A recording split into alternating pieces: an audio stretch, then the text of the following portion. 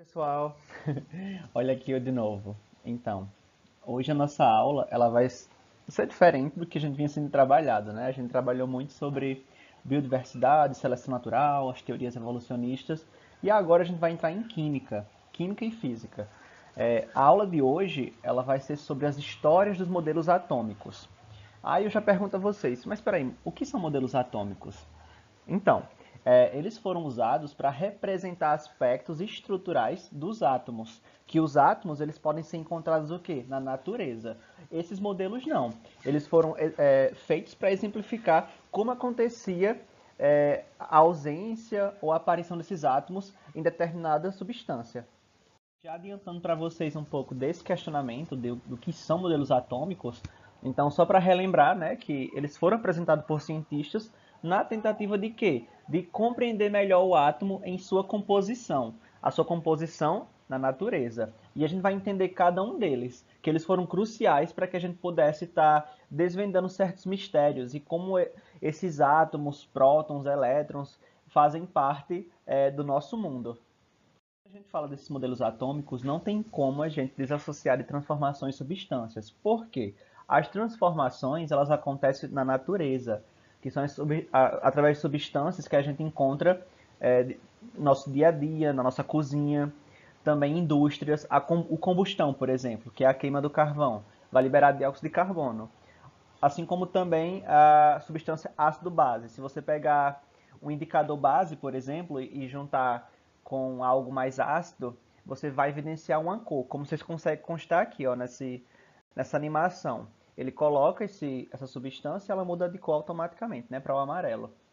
Aí a gente fala de átomo, mas o que seria átomo? Do grego, átomos, é aquilo que não pode ser cortado ou dividido. Então, é a ideia de que toda matéria ela é formada por átomos. Isso é uma proposta que ela vem desde a Grécia Antiga, que a gente vê o conceito de matéria, acredito que vocês já tenham visto, que matéria é tudo aquilo que tem massa e ocupa um lugar no espaço, e que é formada o quê? Por inúmeros átomos. E também tem a questão que muito tempo depois, né, assim, do século XVI, durante o período conhecido como o Renascimento, a gente pode destacar que foram realizadas o quê? Medições de experimentos. Teve um avanço que levantaram a hipótese de que a matéria era sim formada por átomos. Só que outros cientistas, pesquisadores, eles vão falar um pouco mais sobre isso. Dos diversos modelos atômicos, vamos dar início ao modelo de Dalton. Ele era um professor da Universidade Inglesa New College. Essa New College ela é uma escola muito conhecida, muitos pesquisadores, muitas pessoas que fizeram seu nome vieram dessa escola. Ele foi o criador da primeira teoria da atômica moderna, que ela foi de 1803 a 1807. O seu modelo ele surge a partir da quantificação de substâncias que reagem entre si para formar o quê? Novas substâncias. Vamos entender isso. Sendo um pouco do modelo de Dalton, ele intitulou como modelo bola de bilhar. Nesse caso, ele acreditava que os átomos eram esféricos, maciços. Esféricos por quê? Está no formato de uma bola, né? De um círculo, de uma esfera. Maciço porque ele acreditava que os átomos eles preenchiam toda essa esfera. Indivisíveis porque ele acreditava fielmente que os átomos jamais poderiam se dividir. E indestrutíveis, uma vez criado, jamais, por hipótese alguma, poderia ser destruído. São elementos diferentes, logo tem o que? Massas diferentes. Então, se você pegar um oxigênio, um hidrogênio, nitrogênio, eles vão ter, de fato, componentes diferentes. Os diferentes átomos, eles se combinam em várias proporções, formando o que? Novas substâncias. Se você juntar oxigênio com hidrogênio, água, H2O. Então, isso aí ele estava, certamente, tinha o seu caráter científico de comprovar que isso realmente era verdadeiro. Os átomos não são criados nem destruídos. Era isso que ele acreditava. Porém, a gente descobre algumas falhas do modelo de Dalton. Que olha só, os átomos eles podem sim ser alterados nas reações, coisa que ele falou que não podia. Ele não conseguiu identificar os elétrons, né, essa ausência de elétrons. E além do mais, ele não conseguiu explicar como os átomos se ligavam aos outros. Eu falei agora há pouco dessa questão do nitrogênio, do oxigênio que dá H2O. Não foi ele que encontrou essa fórmula. É o que a gente sabe já hoje, com outros estudos. Então ele não conseguiu explicar tal afirmação. Saindo do modelo de Dalton, a gente vai para o britânico Thomson. Ele era um físico, ganhou um prêmio Nobel, na verdade, de física em 1906, devido aos seus experimentos acerca de quê? Da condução da eletricidade de gases. Então, o experimento dele vai ser em cima desses raios catódicos, como a gente chama assim. Esses raios, eles não podem ser vistos a olho nu, mas eram detectados pelo fato de fazerem o quê? Certos materiais apresentarem fluorescência, cor. Vocês vão entender por quê. Esse é no modelo de Thomson. Ele comprovou a existência de partículas de carga negativa nos átomos. Como vocês podem ver aqui nesse exemplo, ele chamava tipo como se fosse um pudim que estava recarregado. Então você tem aqui essa esfera e você consegue constatar os átomos negativos e positivos. E essas partículas elas foram o quê? Posteriormente chamadas de elétrons. Então, ele conseguiu identificar átomos neutros também, e mais tarde outros cientistas descobriram os prótons, que nada mais são que as partículas de carga positiva. Então, nesse modelo, os átomos eles podem ser divididos em partículas de cargas negativas incrustadas em uma massa positiva. Você vê a massa positiva, essa laranja, e vê as bolinhas verde, que seria o que? A massa negativa, a partícula. Assim como os outros pesquisadores, ele também teve falhas em seu modelo. Por quê? Não explicava a estabilidade eletrostática do átomo, porque o átomo, em determinada concentração de energia, ele pode se tornar instável. Ou estável se for o equilíbrio certo para aquela carga. Já a ausência de núcleo ele também não conseguiu, e os elétrons não conseguiu identificar essa energia quantizada, né? Saindo de Thomson, vamos falar agora do modelo de Rutherford. Ele era um físico e químico considerado pai da física nuclear. Ganhou um Nobel em 1908 e um dos seus trabalhos mais significativos foi quando ele bombardeou uma finíssima lâmina de ouro com essas partículas alfas, que é o experimento que a gente vai ver a seguir.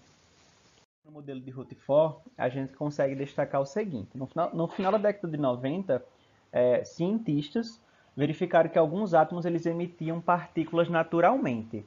Essa emissão de partícula está ligada também com a propagação de cores. Vocês podem ver aqui nessa imagem 1 que você identifica cobre, lítio e sódio. E quando eles são postos ao fogo, nesse caso, né, eles mudam de cor. Ó, o cobre é uma cor esverdeada, o lítio é uma cor mais voltada para o rosa e o sódio é uma cor mais alaranjada. Aí também ele encontrou a existência de grandes vazios no átomo, que foram descoberto do núcleo em 1911. E esse modelo ficou conhecido como o sistema solar. No modelo de Rutherford, ele conseguiu destacar também que o ouro, olha só, o elemento do ouro, quando ele era exposto a um feixe de luz, conseguia ultrapassar. Como vocês podem ver aqui nessa imagem, tinha uma parte desse ouro que ela não estava preenchida com o quê? Com o átomo. Coisa que o primeiro cientista estava declarando, né? Que o átomo era uma esfera maciça, cheia de átomos. E aqui ele conseguiu comprovar que não. Tem lacunas que estão o quê? Sem átomos. Então ele conseguiu comprovar nesse experimento que dava para passar esse feixe de luz, atravessar o quê? Esse ouro, essa lâmina de ouro. Assim como os demais, também teve falha em seu modelo, porque ele não conseguiu explicar essa estabilidade do átomo, que de acordo com essa eletrodinâmica, essas partículas carregadas em movimento emitiam radiação. Ele não conseguiu explicar isso. A gente vê que a radiação ela se propaga naquela imagem, você consegue identificar cores, que isso é justamente devido ao experimento, mas ele não conseguiu comprovar como chegou a isso. Vamos ao quarto modelo, o modelo de Bohr. Bohr ele já propôs o quê? Que o elétron só pode se mover ao redor de um núcleo, em trajetórias circulares em determinadas camadas. Aqui a gente tem as camadas, ó, K, L, M, N, O, P, Q.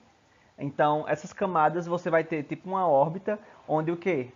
O núcleo, o elétron em si vai se mover ao redor desse núcleo. Então, a eletrosfera ela vai estar o quê? Dividida nessas camadas, ou níveis de energia, que a gente pode chamar. E os elétrons eles vão se apresentar o quê? Uma energia constante. Então, ele estabelece nesse modelo no qual os elétrons estavam longe do núcleo, mas circulando o quê? Em torno dele. Essa imagem aqui embaixo, essa animação, vocês conseguem ver o núcleo. e você vê o que? O elétron se movendo em torno do núcleo, não em cima dele.